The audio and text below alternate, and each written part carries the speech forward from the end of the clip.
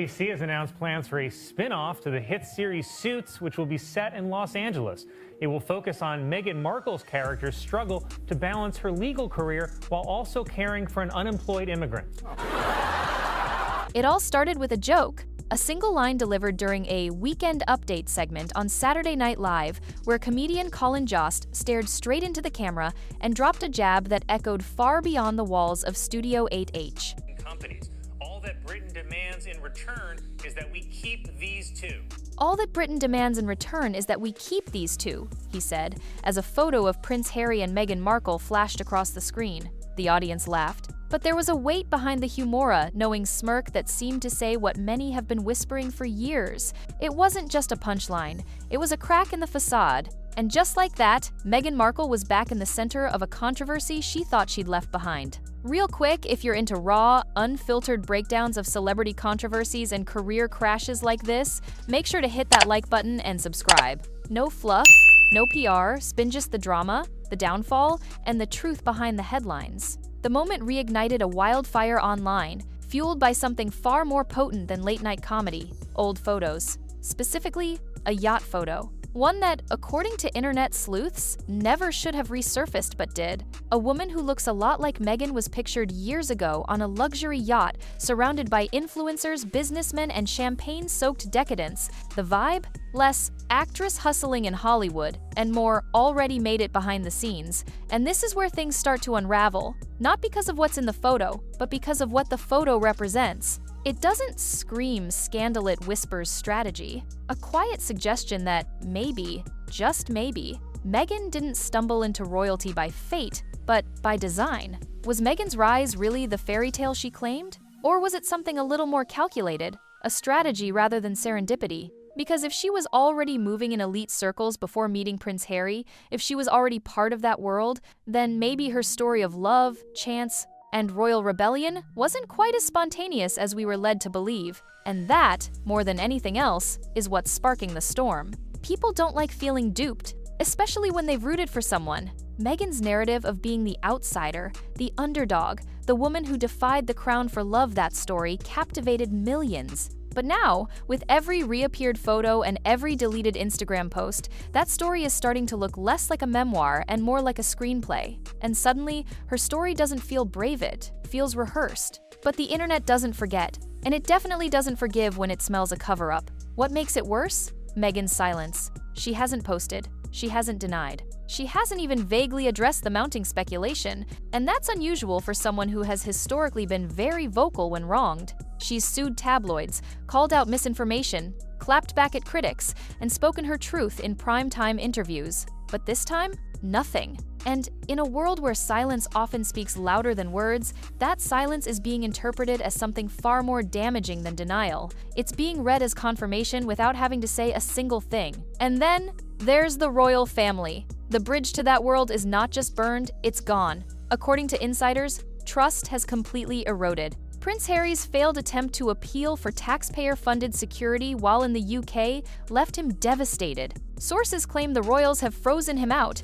citing not just media interviews and book deals, but a deeper problem trust, or rather, the lack of it. And Meghan, they say, is a big part of that equation. The idea that the royal family can't rebuild with Harry as long as Meghan is in the picture isn't a new narrative, but now it's becoming louder. And it's happening while they're out. Living the dream concerts, celebrity events, perfectly curated social media moments. Just a day before the SNL joke, Meghan posted a sweet Mother's Day picture hugging her two kids, a loving wife, a doting mother, a fairy tale family. And yet, the comment sections tell a different story. People are torn between admiration and suspicion. One minute, it's goals. The next, it's what is she hiding? The duality of their public perception has never been more extreme.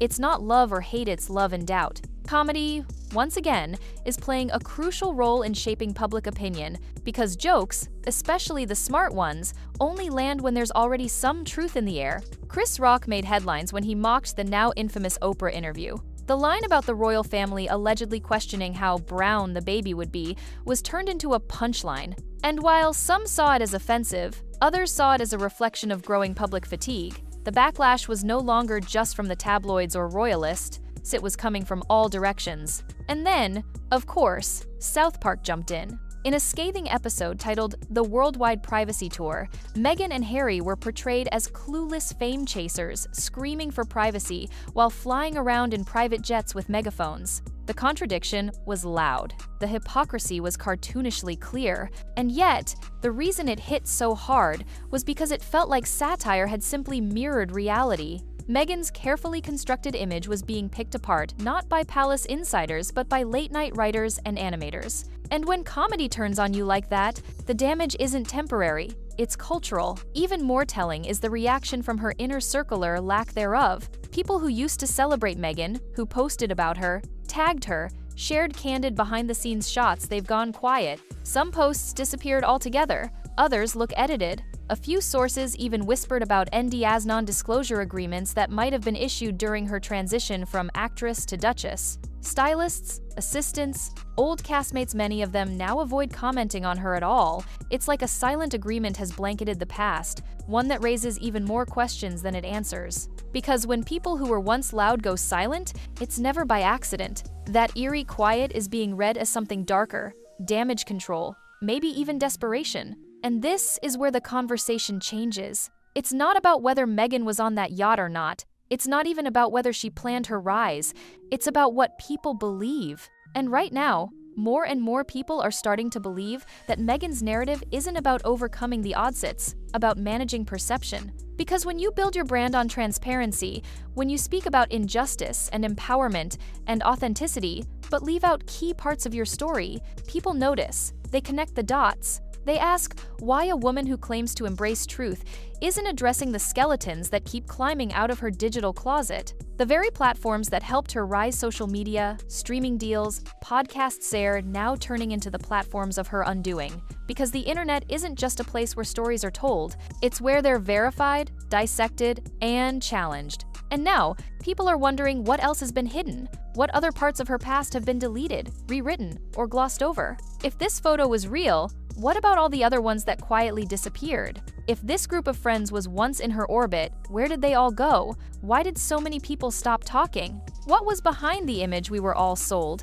And this is where things get truly dangerous for someone like Meghan, because once trust is broken, it's nearly impossible to rebuild, especially when your entire brand hinges on being the one who tells the truth, the one who speaks up, the one who isn't afraid to call out injustice. But when the spotlight flips and people are asking you for answers and you stay silent, that's when the cracks turn into collapses. The saddest part? Meghan was supposed to be a symbol of change. She entered the royal family with hope, promise, and the idea of breaking outdated traditions. But instead, she's becoming an example of what happens when personal branding overshadows personal truth. And now the backlash isn't just about what she did, it's about what she didn't say. Every resurfaced photo, every ghosted friend, every unanswered question chips away at the myth. And now, it's not just about uncovering a photo, it's about unraveling a story we all thought we understood. A story that maybe, just maybe, was written with the end already in mind. Because at the end of the day, this isn't about Meghan Markle on a yacht. It's about a narrative carefully built, tightly managed, and now suddenly falling apart in real time. And when the public sees that unraveling, when the veil slips just enough to glimpse what's really behind it, they don't look away. They dig, they theorize, they remember.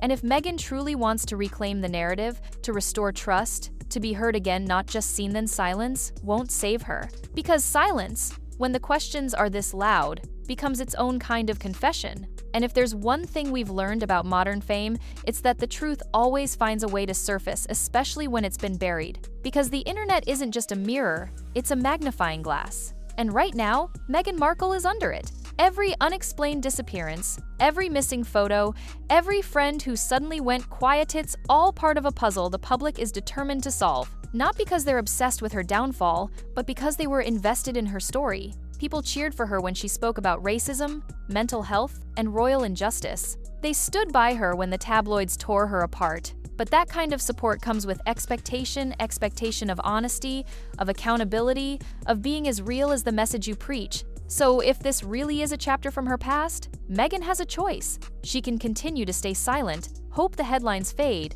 and risk letting others write her story for her. Or she can confront the rumors, acknowledge the past, and finally speak to the questions people are asking, not with lawsuits, not with carefully worded statements, but with real words, real answers, and real ownership. Because in a world that's craving authenticity, the most powerful move left isn't control, it's confession. And maybe that's where the real story begins.